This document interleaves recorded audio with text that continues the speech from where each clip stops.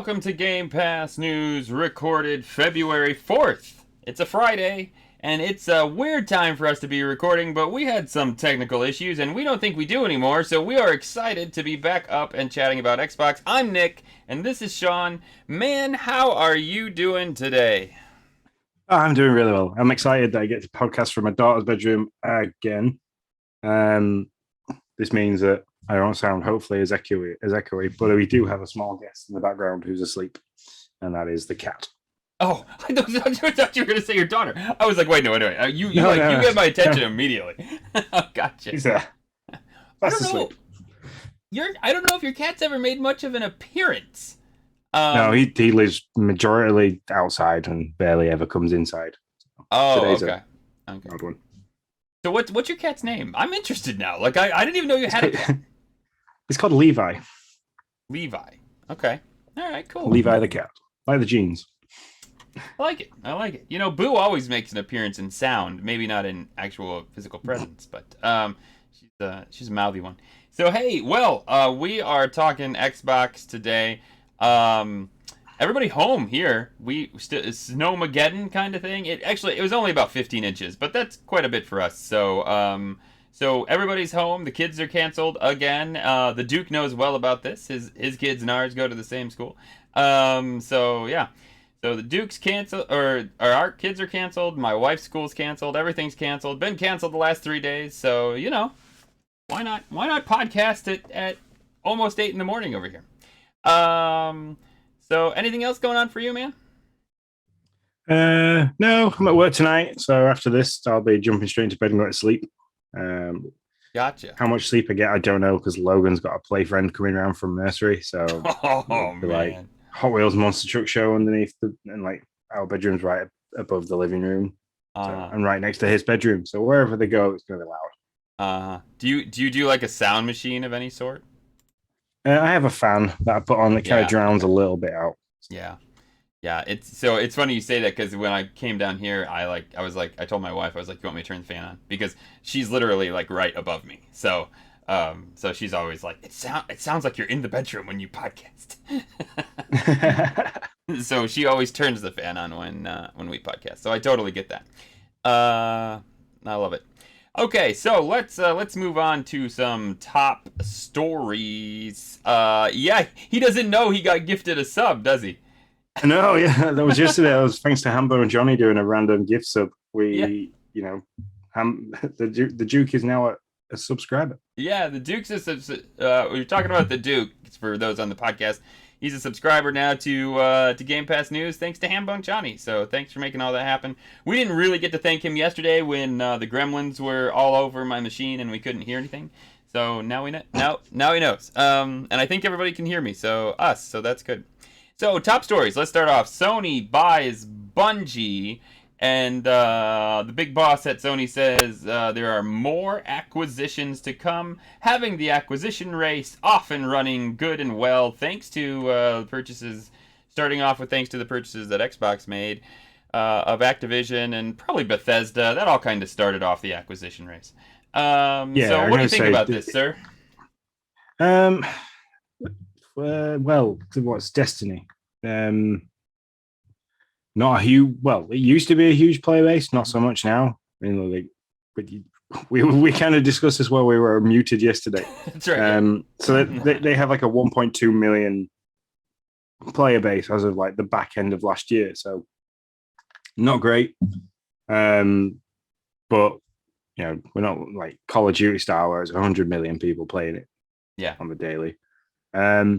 It's a good, I don't know, it's a good title to have in your repertoire if you're going to go for exclusive only. A lot of people play Destiny, so if you launch a Destiny 3 or a bomb load of DLC and it's exclusive only to PlayStation users, yeah, you'll piss off probably 50% of your player base, but you'll have a lot of people coming with you.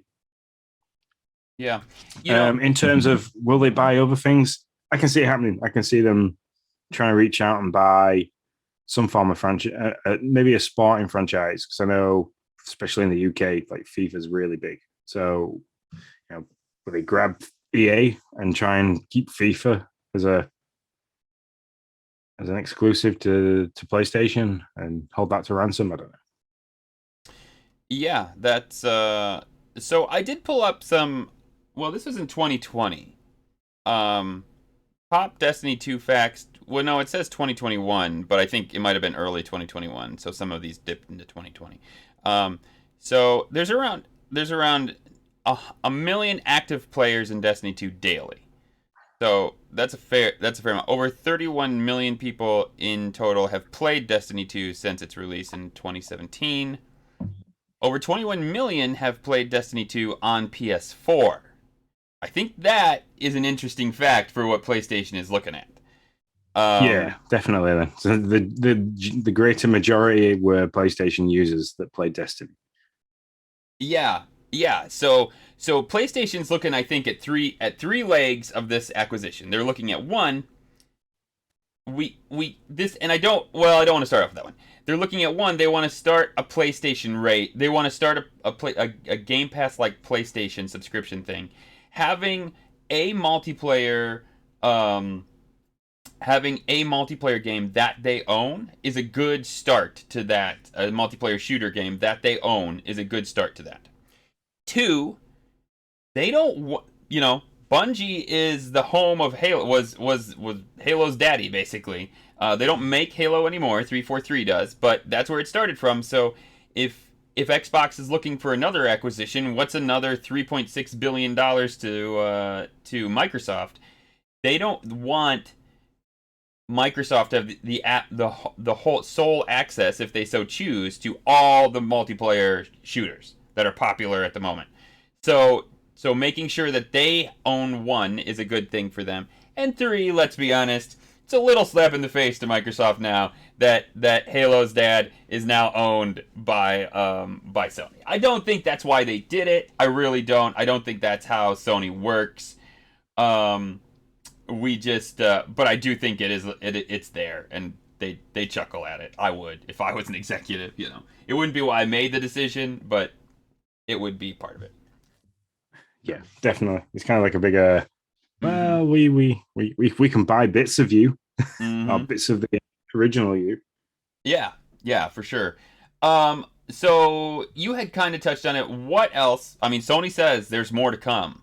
I don't think they're buying one big guy. I think they're gonna buy a handful of smaller guys. They're not gonna buy an Activision. But what do you think might be next? Um, Small. I don't know if they buy a selection of small indie developers. That'd be a good move for them. Um, I'm just trying to think now, like what small indie games if they bought into maybe Grounded, which I know would upset you if it went to PlayStation only, but Yeah, it's so that that would kind of be snapping up Obsidian, yeah. which is a possibility. I could see them doing But that. yeah, I think that's what they kind of need to do. They need to be looking into small small indie developers that are doing quite well, that have got games out there at the moment that are doing pretty good. And that would be the ones that they kind of get behind and try and give some funding to either further the projects that they currently have or to start new ones. Mm-hmm.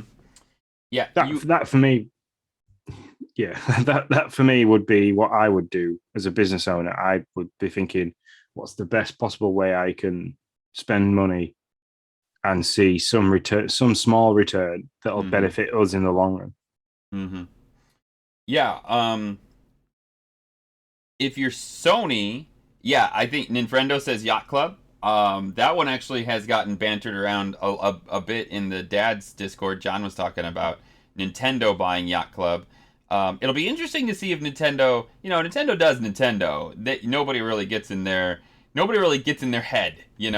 So it'll be interesting to see if they find any need to make sure that they have properties that they want. But to be honest, they have their properties, which are the reason people play their games. So I don't know. I don't think they will. Um, if you're Microsoft, and I know we're talking who Sony's going to buy, Sony I think needs to buy a developer. I mean, kind of like a Western developer, because I think that's where so Nintendo is going the opposite of me. They think they're going to go Japanese. I think Microsoft is going to go Japanese. Because I think Microsoft needs the help in Japan at the moment, but I don't know if, I don't know if they could get people, I don't know if they could get companies to agree to be acquired by them, Japanese companies to agree to be acquired by them. But that's a different story. But I think Microsoft needs the help in Japan. You have Sega, you have Square Enix. Both of these would be good companies for Microsoft to acquire if they were going to do it. Capcom. And I mean, these are small companies. Konami, because I'm now thinking in my head games that I used to play on the PlayStation that were big. So you've got like the whole Resident Evil base. That's all Capcom. You've got Metal Gear Solid. That's still PlayStation only. Do they go and buy Konami and say, look, we want you to carry on making these kind of games? Same with like they did some horror games as well, which they were quite good. I think what was the other one I used to play? Used to see a lot. I can't remember, but yeah, that kind of stuff. That the companies that have been pretty quiet, apart from obviously Capcom, because they keep churning out awesome Resident Evil games. Yeah, the big acquisitions, I think. At least maybe I'm being biased, and it's just what I play and what I'm interested in. Well, EA is a big acquisition, no matter what. I don't know if EA wants to be acquired. I don't think they do. I think there's a good possibility that both EA and Ubisoft have already been approached by Microsoft, and that's why we now have their subscription services coming to Game Pass. Because I think Microsoft walked up with their treasure trove of money, threw it on the ground, and both companies kicked it back to them and said, we'll give you our subscription service. Thank you. Have a nice day.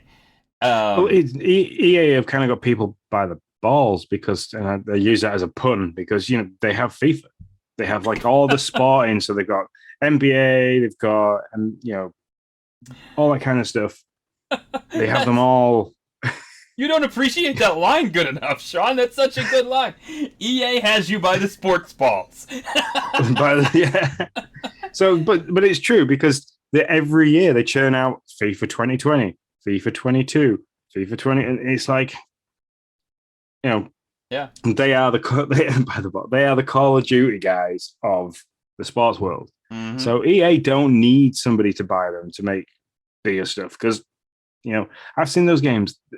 The really realistic. The characters are really realistic, and they're always up to date, and they've got all their own franchises behind it, and monetized side of pay to play stuff behind it as well. Because you can buy player packs, you can buy this, you can buy that, so you can spend money in the game. So EA don't need a big conglomerate like Microsoft or Sony to come along and go, hey, no.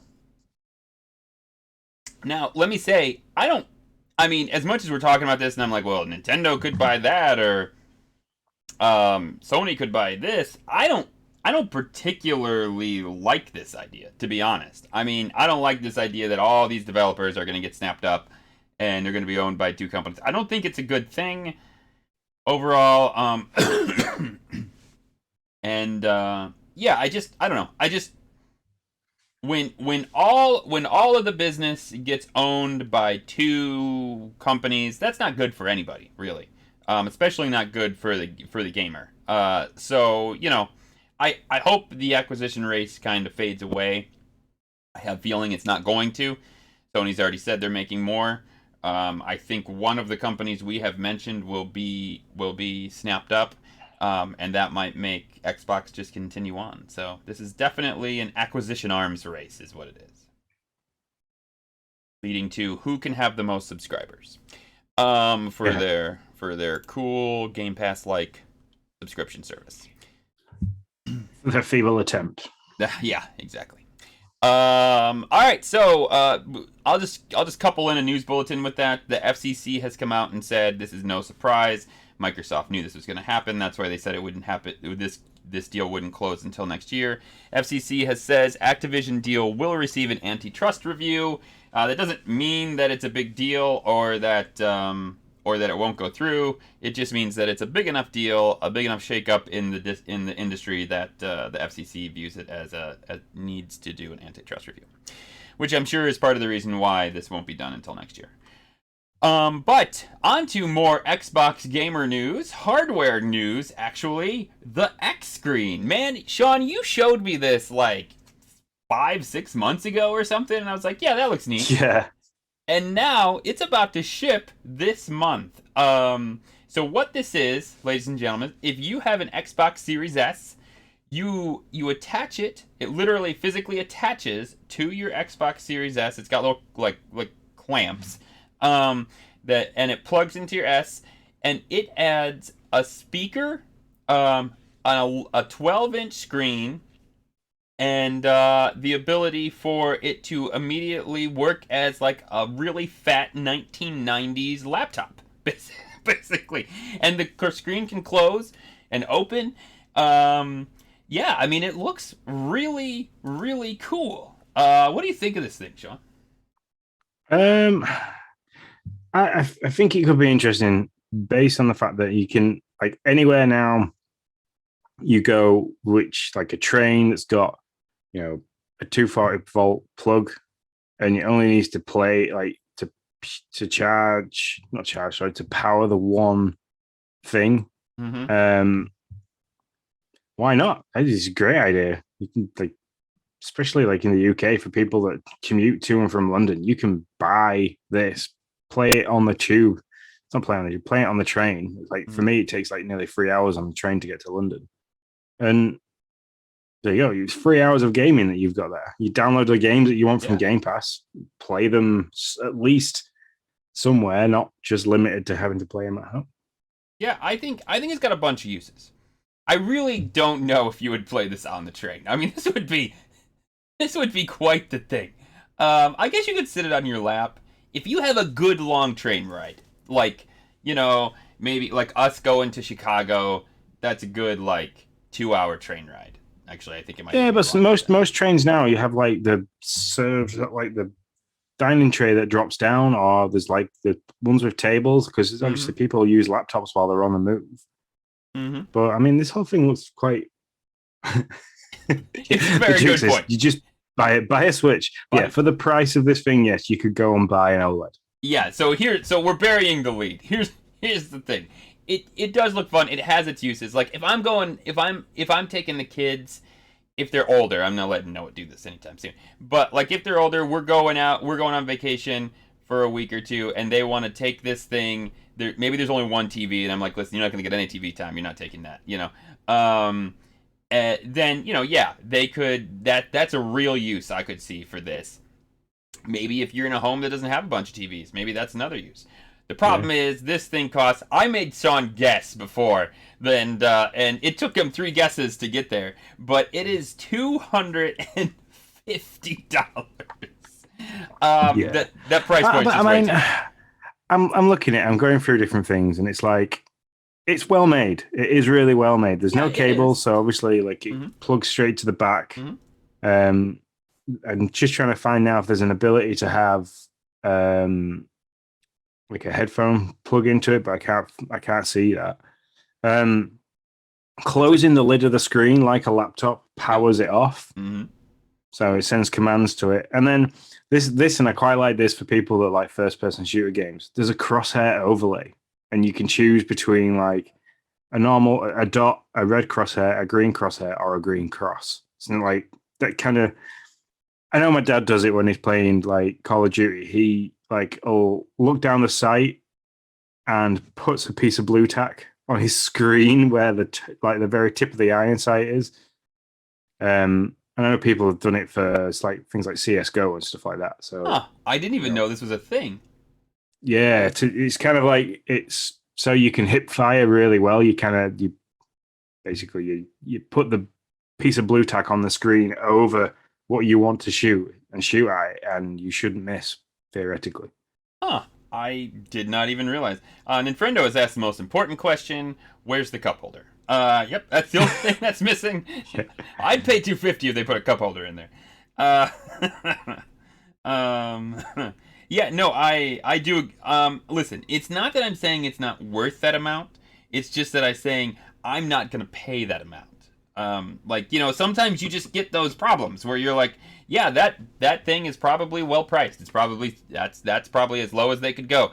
But the problem is that's just too much for me. So I guess I just don't get it. And I don't know. Maybe there's a real. I mean, they think there's a market for it. They brought it to market. It's shipping this month. I mean, if you go and Google it, the first video that pops up on YouTube for it is, on Twitter, is somebody playing Dying Light 2 on the xScreen.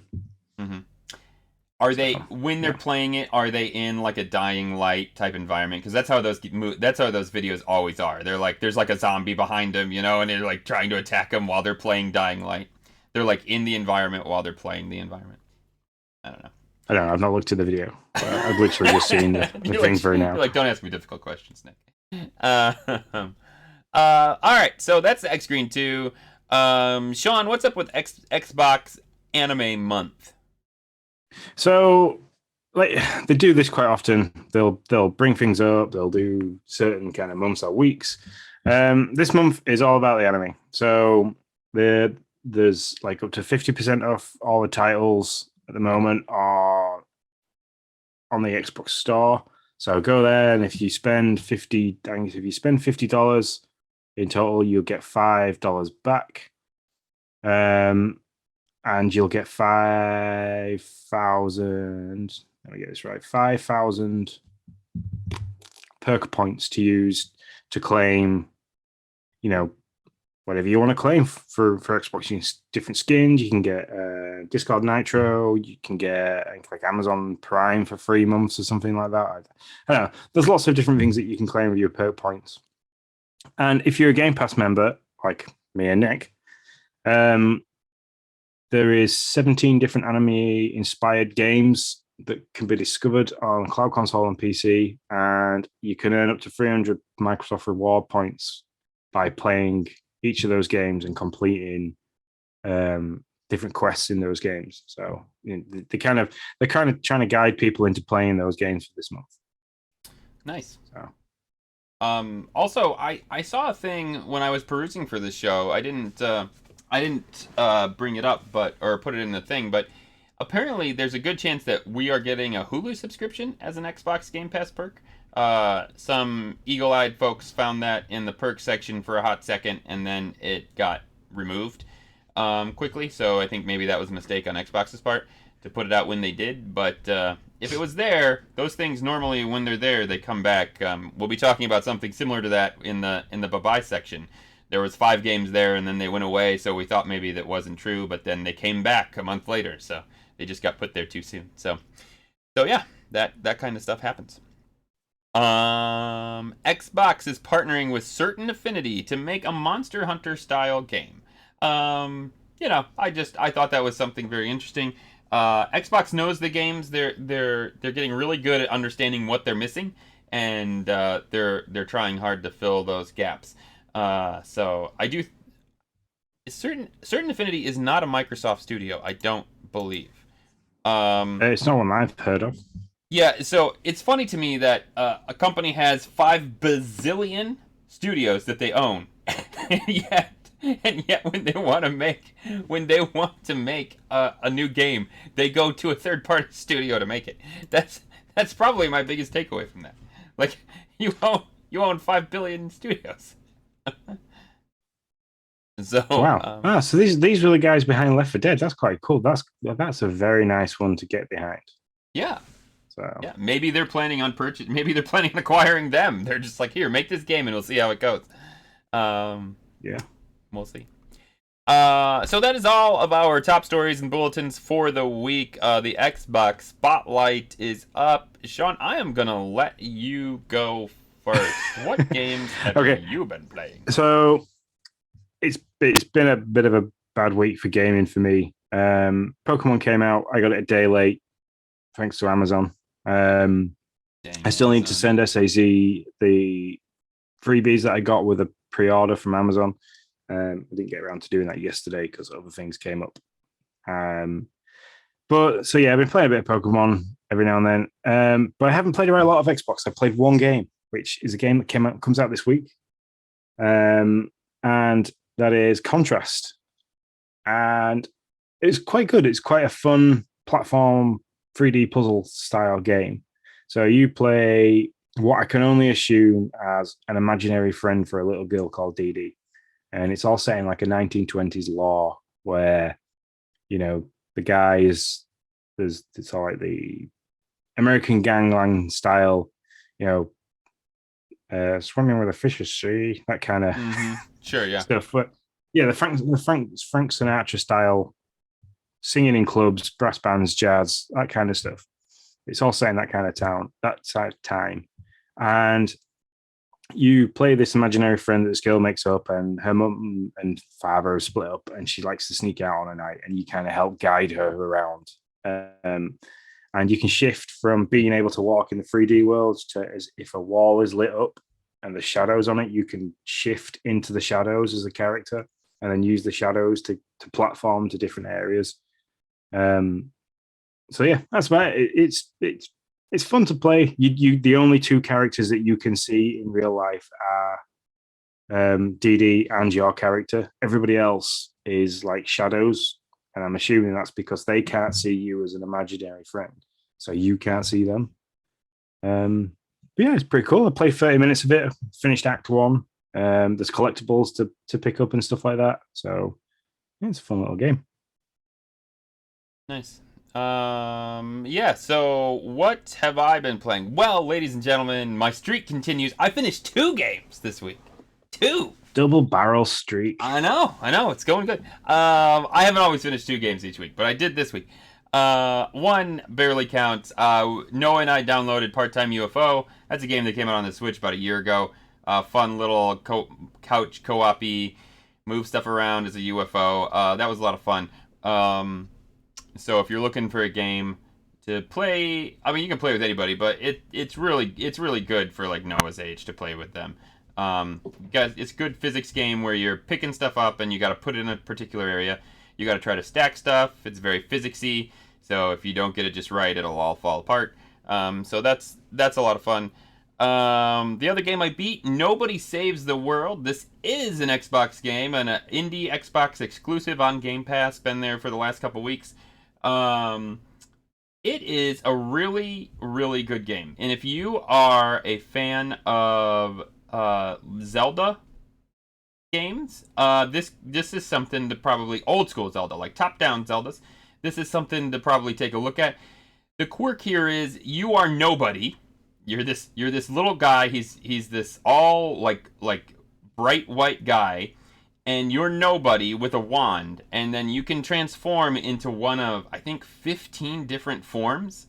And man, it's so much fun. You get to go through a dungeon, and then you got to really think. All the forms have a different style of attack, different magic, and there's 2 extra spots for attacks that you can kind of mix and match the different characters. So you can add attacks from other characters onto your character if you want, and the way you choose to go through the dungeon, it helps you go through the dungeon. Basically, dungeons might be set up for one particular character, but you can use any one you want. But it might be easier with one. It's got RPG elements when you finish a quest. There are form progression quests where it's like, well, with this character, beat this many enemies using this attack, and then you'll gain experience for leveling up. Yeah, it's really well done. It's done by Drinkbox Games. They're the guys that did Guacamelee. There is an actual story there that is really good. It's deeper than your normal Mario type thing. So I enjoyed the story. Fun, quirky characters. I can't say enough about this game, but I will stop talking about it. So yeah, you should check it out. The last game we're playing, Noah and I are taking on Banjo and Kazooie. I don't know why I do this to myself. I don't really remember. I think I did play Banjo and Kazooie back in the day, but I don't remember. I love N64 for what it brought up in gaming, but the camera now in the current world of gaming drives me insane. So I'll just say that. But we are going to finish this game because I want to see it to the end. So we're gonna make it there. I think. I hope. Yeah. Well, what I will say is, because as things disappear quite often from Game Pass, Jaya has been distraught because Red Dead Redemption 2 disappeared off Game Pass. Yeah. So distraught, she actually bought a copy with her own money. She went out and bought a copy of Wow. Red Dead. Yeah. Wow. Way to go, Rockstar Yep. Games. You got it. You did the quintessential Game Pass thing, right? Like on Yep. Game Pass, get some money for the downloads that you get, and then make people go and buy it. Like that. That is the goal of Game Pass if you're a developer. So, kudos, Rockstar.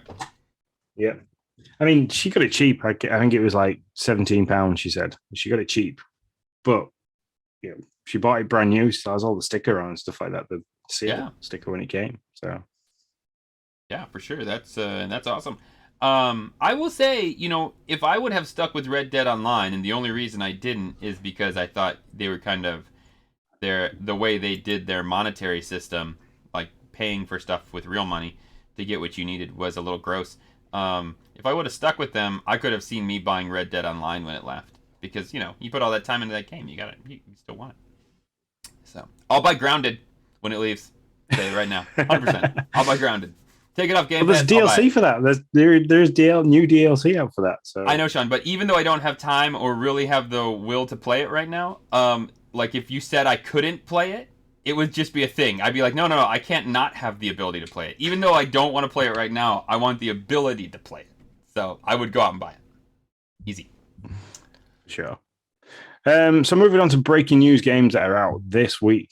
Contrast is out now. Just talked about that. That came out February 3rd. Dreamscaper is out on cloud, console, and PC now.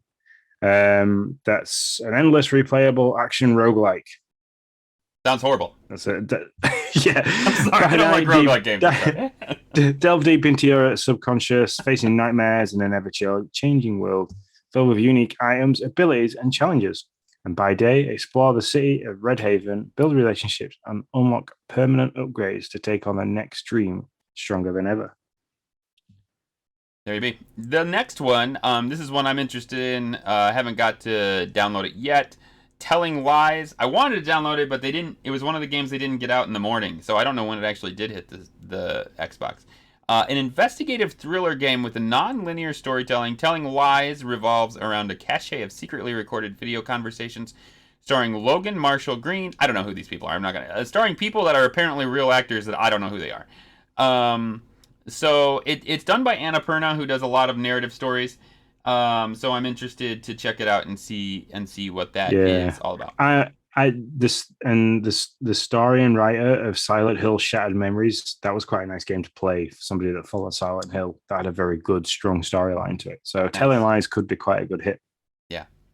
So I'm interested in giving that a shot. Giving that a shot. I noticed your Contrast game, by the way. That's an older guy. Like when I went through the review or the video of it, most of those awards were from 2014. So I thought that was interesting. Yeah, and it has that feel. The graphics do have that feel, and there is a really nice nod to Extra Life 2012 in there, which is kind of like an Easter egg, which I stumbled across because I thought, I wonder if I can get to this place. And you kind of go up into this room, and you turn on this light, and the Extra Life logo comes up with Extra Life 2012. And then it's just a huge list of names, calling them all heroes and saying thank you very much for their participation into Extra Life. So I thought that was quite a nice touch. That was very nice. That is way really of giving a nod. I have never heard of anything like that. Kudos to Extra Life and for them for putting it in. That's neat. Yeah, definitely. What we'll do before we go into the questions is we'll know until what's on the horizon, because there's quite a few games there to cover, and then we'll loop back to answering some. Well, I think we have one question from Mr. Hamburger. It's the most important one, though. So it's the most important. Yeah, that's all I'm saying. Which might take a lot to discuss. So let's go through what's on the horizon. Games that are coming out soon. The first one on the list is Besiege, which is a game preview, which is just like Grounded. So expect that game to be somewhat, or maybe a little bit buggy, but this is what happens when game previews come to Game Pass. It really depends. Grounded is awesome, and there isn't much wrong with it. But then I played Craftopia, which is also a game preview, and that game looks like they shoved two sticks together and put it in your computer. I mean, I'm sorry, like that game is awful. Like it's just awful. Maybe it'll be great in the day, but not right now.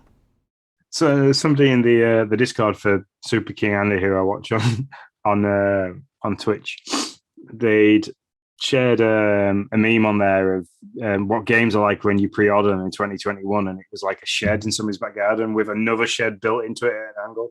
Yeah. And I thought, yeah, okay, that kind of fits that pretty well. Yeah.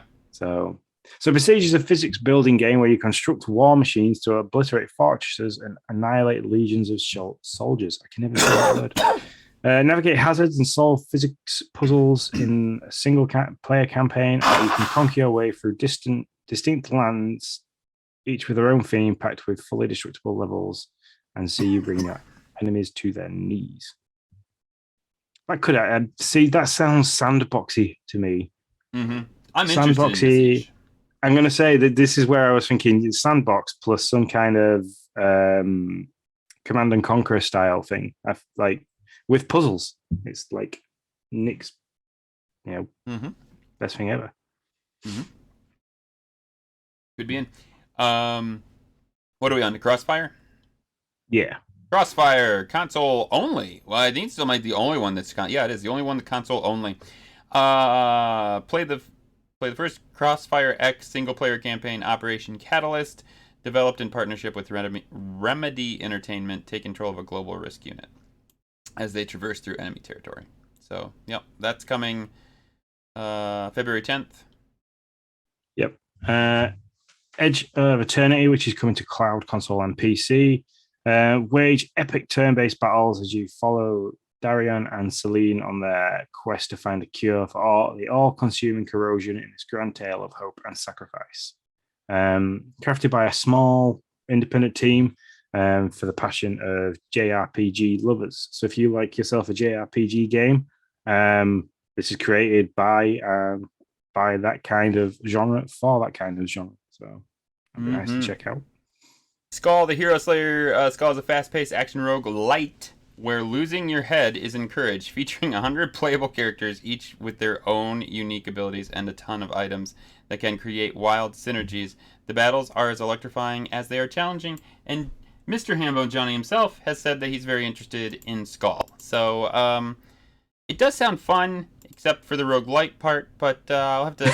I can't keep track of action roguelike, roguelite. I just can't. I just can't. That's all I'm going to say. This next one I'm quite interested in playing. The Last Kids on Earth and the Staff of Doom. Yeah. Battle hordes of zombies and monsters in this Last of Kids Earth and the Staff of Doom, a semi-open world action RPG, which me being interested in RPG doesn't happen very often. That tells a new story in a post-apocalyptic town of Wakefield. I live near a place called Wakefield, so that's quite interesting. Playing as teen survivors Jack, Quint, June, or Dirk, you'll explore zombie-infested streets on your quest to stop Malandre, a powerful adversary, from obtaining the Staff of Doom. Yeah, the R.L. Stine books, when like your kid gets a little bit older, and you're like, hey, yes, here you go. Here's a book that's not like about Dr. Seuss, but it's like the next level. R.L. Stine was Goosebumps, wasn't it? Yeah.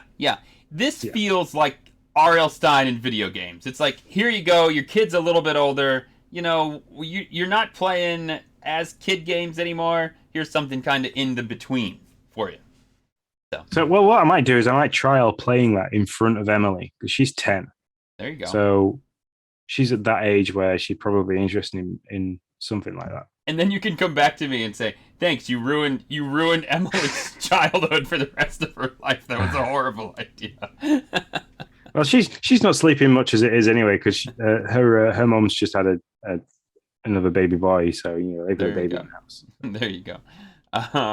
Ark Ultimate Survival Edition. The definitive collection is now coming to Game Pass. I'm not going to go. That's a sandbox, craft, build everything survival game. It's been on Game Pass for a while. Yeah, one that Nick didn't actually like. Yeah, no, I did not. That surprises me. I did not like it. It was not for me. And it's like it's like 120 gigs to download. It was the first game I ever downloaded on Xbox because I thought it sounded cool, and then I just ended up hitting trees until until dinosaurs ate me. So yeah, it wasn't for me. I've watched Jaya try. Sorry, I've watched Jaya try and play it, and yeah, definitely was not of a great interest for me either. Infernax, February 14th, available. So this is a day one game on Game Pass. Infernax is an adventure of a great knight who returns to his homeland only to find it plagued with unholy magic. You want the holy magic if you're going to have magic, just in case you were wondering. While on your quest to find and destroy the source of the corruption by any means necessary, you will face ruthless creatures, dangerous beasts, and precarious terrains. So there you go. The Babai is also new, and it actually has some games that I'm a little shocked at, to be honest. I mean, two to be exact. One really, Control and Medium are both going out, and those games, especially Medium, that was an exclusive for Xbox that I didn't think would ever leave Game Pass, to be honest. That was like Xbox's first big exclusive, to be honest, or not Xbox, but the Xbox Series first big exclusive. With it on the new platform. I wonder if the contract on that just kind of dropped out. Yeah, I'm fairly certain that's right. I wouldn't be surprised now if you see it on PlayStation. I'm guessing that it was like a year-long exclusive contract, but yeah, so but good for them. Control, Medium, Final Fantasy VII, the Zodiac Age. Why, when there's games going out, Sean, is there always a Final Fantasy game that's leaving? Like it seems to always be. There's so many of them. That's why they could literally add a Final Fantasy and take a Final Fantasy off every 3 months and never run out of Final Fantasy games for the rest of my life. That's what I feel like. That's fair. Project Winter. The only thing I know about this game is that Justin hates it. Nintendo Dad Justin absolutely rage quit this game. So it's an infamous game. So I don't know much about it, but I know that. It's a co-op game, and I think it's like a whodunit game that between all the players they have to figure out, akin to Among Us, kind of. Oh, okay, yeah. And then the Falconeer, which you play as a falcon. I played this game. I didn't find it all that interesting, to be honest. I didn't beat it, but I played a few hours of it and then I dropped it. So there we go. All right. So yeah, I thought I'd get them out of the way before we move on to the tasty bits. I like it. And tasty bits and grabbed by the balls. That's right. Hambone's question. Well, I don't know about all that, but Hambone's question. Yeah, Hambone Johnny asked us in the Discord. He told us, obviously, the news about being really excited for Skull the Hero Slayer to come to Game Pass. The rest of the post that he put out, which houses the question, is this is a game I've had on my eye on since Nintendo's Indie Direct last year, though I never got around to making the purchase on my Switch. So a couple of related questions. Do you guys have a mythology or thought process on what games to get for each system? So I'll answer this in part because do you ever wait for a game with blind hope that it will come out day one to Game Pass? So I do not. I usually, if the game I'm looking for, I'm interested in, and it's out on Switch, then I'll usually just get it on Switch. That's usually how I do it. No matter whatever it comes out on, unless I will do it the reverse every once in a while. If it's a game that I really want to play and I just cannot sit down and play it in front of a TV, and I think it might come to Switch, then I will do the opposite. I will wait and see if there's any chance that it makes it on the Switch, or if it's rumored to be on the Switch. I'll wait for the Switch, especially because there's a million games for me to play on Xbox, on Game Pass specifically right now. So if I can wait and get it on Switch, and I think I'll be able to play it better, easier that way, then I will do that. That bit of Switch has definitely got me. So what about you? Yeah. For me, games that are coming out on the Switch never make the games that I want anyway. Never make it to Xbox because they are, like the big headers of the Nintendo world. So, gotcha. Like anything to do with Luigi, anything to do with Yoshi, anything to do with Mario, anything to do with Zelda, or anything to do with Pokemon. They're the big ones or Animal Crossing. They're like the big six that I wait for the Nintendo. That's why I own a Nintendo system, is for those games alone. The small indie games, like I got interested in Ollie Ollie. Kind of looked at that and waited, and there was rumor that it might come to Game Pass. So I waited and waited and waited. It's not coming to Game Pass, as far as I believe. Yeah. Oh, it is. Look at that. It's coming to Game Pass. So yeah. Yeah, I'm glad I waited for that. That's like the kind of thing I'd wait for. Am I wrong? I don't know. Now you have me questioning myself. I'm not sure. I saw it on the Xbox Store the other day, but I might be confused with this. I might be confused with this and the fact that we requested a code for it. Now that I think it's because we requested a code as well. Okay, all right. All right, my bad. Yeah, I think that might have been it. So I don't wait necessarily for the indie games to come from the Switch to Game Pass, because I don't wait that way. If there's a game that looks interesting in the Indie Direct, I do sit and think, oh, I would like to play that, but I'm not going to go and spend the money because I have Game Pass. So if it comes to Game Pass, I'll play it. If it doesn't come to Game Pass, then I won't play it unless somebody says, like, you absolutely need to get this game. It's absolute gangbusters, as Bobby would say.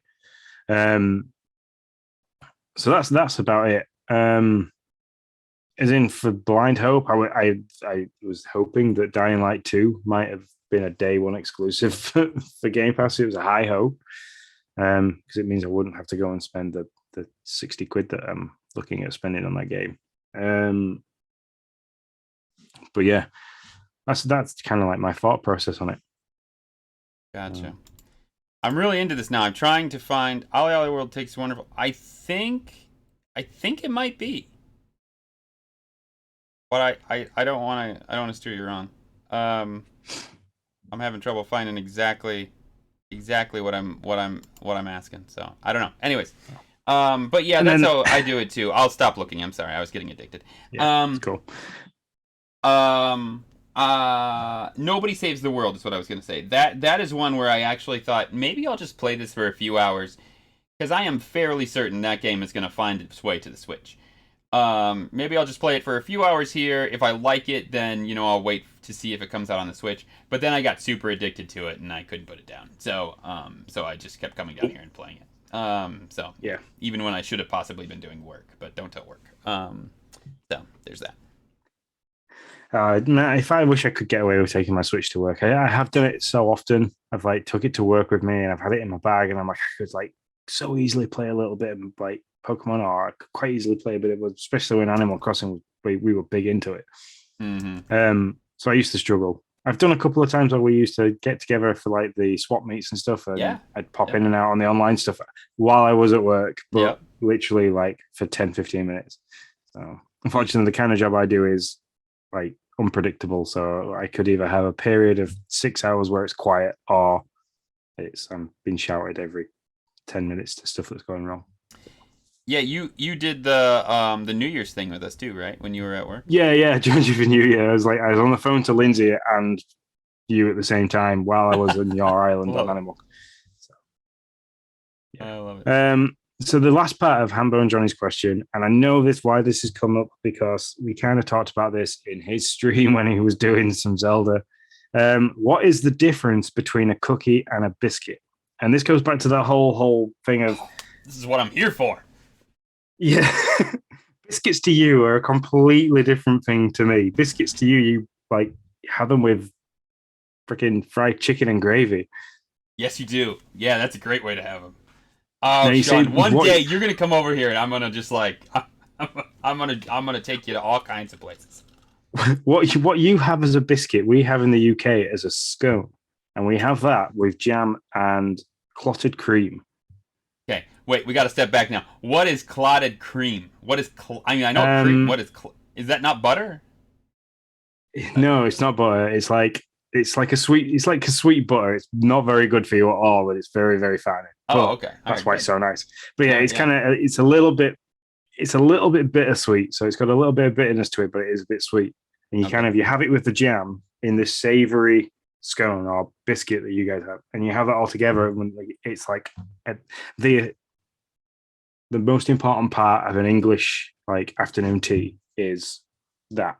So Gotcha. what you call a biscuit is a scone to us. We put fruit in it. So like you can have cherry scones, you can have raisin scones, you can have cheese scones. There's an array of different things.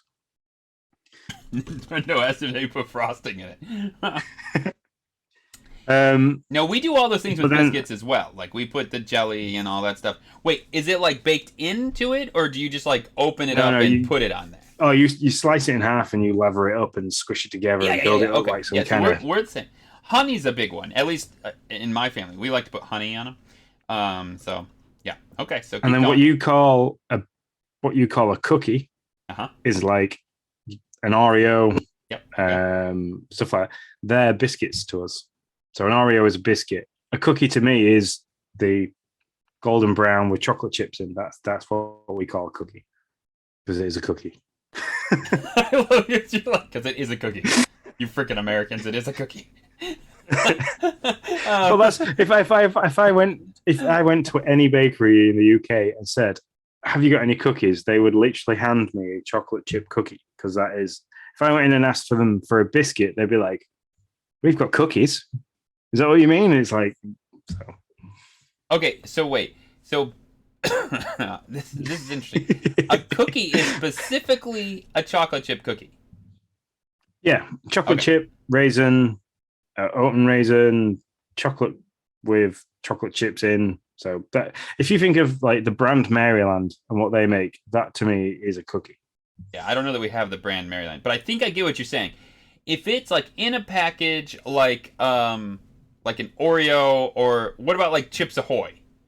Is that a biscuit or is that a cookie?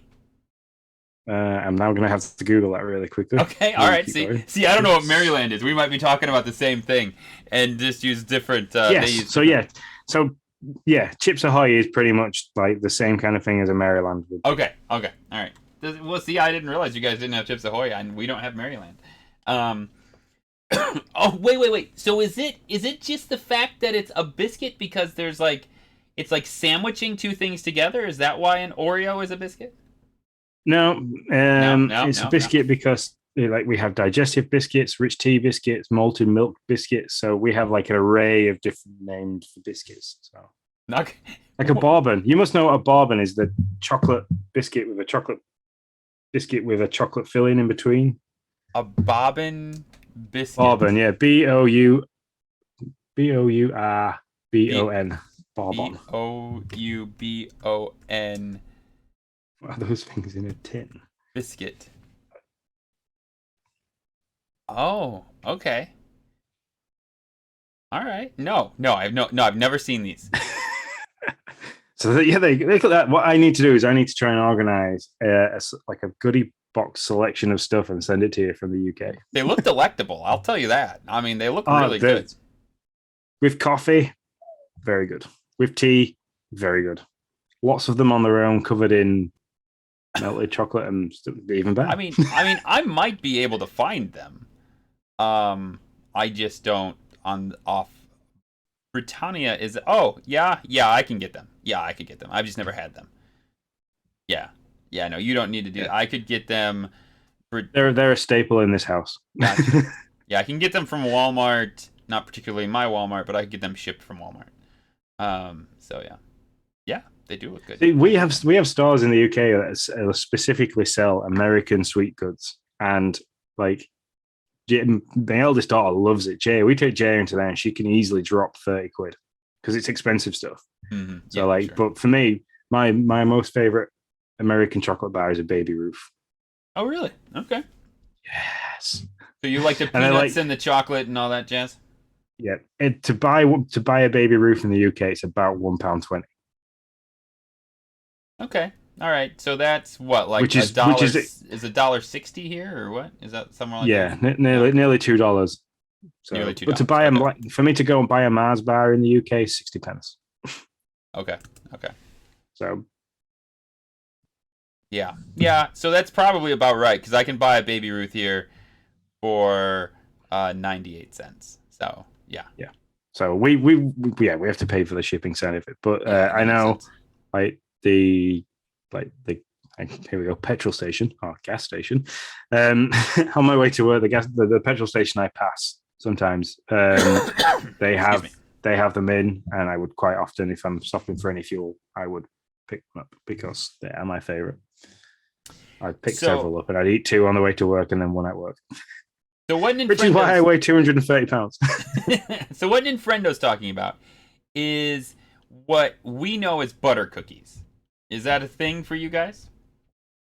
You call them butter biscuits. If you search it up, if you search it up, yeah, these are fairly popular. I mean, I say fairly, like they're not the cookie of choice, at least not in my household. But a tin of them always seems to find its way around the Christmas celebration. I believe they're actually like Danish treats, to be honest. Oh, yeah. So that is a biscuit. That is a shortbread or shortbread biscuit. Okay, all right, there you go. But yeah, I like those. They're like Scotland. If you ever come to the UK, anybody, and you end up finding yourself in Scotland, they do the best shortbread biscuits, all butter. They are just Sounds amazing. That sounds absolutely amazing. Anyway, now I'm really hungry and I need to go to sleep. It's not a great combination.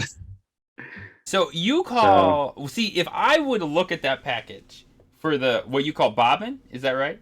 Yeah, bobbin. Yeah. Well, like the drink bobbin. Oh my gosh. Okay, we would call bourbon. Yeah. It's just a little bit of a difference, but yeah, that's why when you started to spell it, I was like Bobbin, and then you spelled it, and I was like, no. I would love to, Ninfrendo's saying we should send each other care packages. I would love to. The USPS is utterly ridiculous with cost. See, for me, it doesn't cost a lot. It wouldn't cost me a lot. It's just that you have to declare what I'm sending. So there's a bit of a customs issue, I think, with sending food to the US from the UK. So, but and then we'll have to eat them on stream. Yeah, because there's nothing more appealing than watching people eat on stream. That's the best. Just to move the mic really close like this and just ASMR it. That's right. You get a little ASMR in there. I love it. Hey, that'll send our views skyrocketing. That's like super popular stuff right now. So this has been interesting. So I will admit I'm still a little confused on I think I get what's a biscuit and what a cookie is, but I'm also still a little I don't know. I don't know the difference. What is definitely a biscuit and what is definitely a cookie. So I find that interesting. Let me just 1 second. And we cook everything's a cookie for us that is in a cookie that's anything that looks like that. Okay, which is showing just is what I would class as a cookie. So it's basically what we would consider a homemade cookie, like something your mama made or the baker made. That's a cookie. If it comes out of a package or a tin, it's more than likely. Except for Chips Ahoy or Maryland in your form, it's more than likely a biscuit. All right, I think I can get behind definitely. That. I love how we go all the way through all the Xbox stuff, and then this is we've got the most engagement from the live viewers. I'll tell you, and we've nearly spent 20 minutes talking about it. Well, food, it's food. You know how it is. I mean, can't blame him, guys. I'm not lying. This is not a joke. We legit, on a slow news day, when we don't already have biscuits and cookies to talk about, Sean is gonna teach me how to make English breakfast tea. So that's gonna happen one of these weeks. It's been on our list for a while. We thought we were gonna do it on the week that right before we got the news that Microsoft acquired Activision, and then we got that news. Yeah, because it had been a slow week prior to that as well. Yeah. So we were like, we need to do something. So I'm gonna have all the ingredients here, and he's gonna teach me how to make English breakfast tea the proper way. The English way. That's right. So that kind of wraps up the episode. Before we disappear, I do want to say a couple of things along what we've got going on Twitch. So if you are a subscriber like Mr. Hambo and Johnny, this is the Duke or myself, I'm going to check them out there now in the live chat. You have access to these emotes. So feel free to use them because it took me enough time to figure out how to size everything down to get them on there. And the other thing is, if you watch us quite often, like I know that this is the Duke and Hambo and Johnny does, you'll be collecting yourself channel points or GPN points. On there is just the bog standard unlock a sub emote and stuff like that. But there is 2 extra ones on there, so do feel free to take them out. One of them is if you earn 5,000 points, I will do a funny short style video for YouTube of me playing Beat Saber. Trust me, that looks hilarious, and the songs that I do like to play on Beat Saber are quite interesting. And the other one is if you can rack up 10,000 channel points, you can invite yourself on the show. You can join us. You can come and have a chat with us. Anything you want to talk about, biscuits, cookies. What did we talk about last time? We talked about fries. All fries, yeah, potatoes. Chips and fries. Potato-based foods. That's right. You can come and join us and have a chat and stuff like that. It'd be great. And the one last thing I want to say is I have been given the go-ahead by my eldest daughter to play Resident Evil: The Village. Finally. So I will be doing a stream of that play. I'm going to try. I've watched my friend speed run it enough to kind of have an idea of where I'm going. So we shall play that, and I'll give my thoughts on it after it's been out for nearly a year. Just in time. Just in time, yeah. Game Pass style, isn't it? Everything comes out a year later. That's right. So, but yeah, I think that kind of wraps us up. That's it. Take us out, man. Cool. So, as always, the socials for us are at Game Pass News. That's Twitter, YouTube, and Twitch. If you're listening to this through a podcast service, please, if you can, give us a rating. That helps us get there up to the top, and it makes us more searchable. If you're over at YouTube and you're watching this, please subscribe. It'd be great if we could use YouTube as a live platform to get out on, but that all falls on you guys and getting us the subscriptions that we need. If you want to chat to us in the Discord, drop us questions like Hambo and Johnny has done for this episode, head over to patreon.com/Nintendo Dads.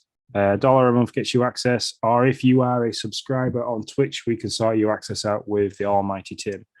Thanks very much to everybody in the chat. This is the Duke, Hambo and Johnny, Ninfrendo. And until next time, guys, we'll see you later. See you later, guys.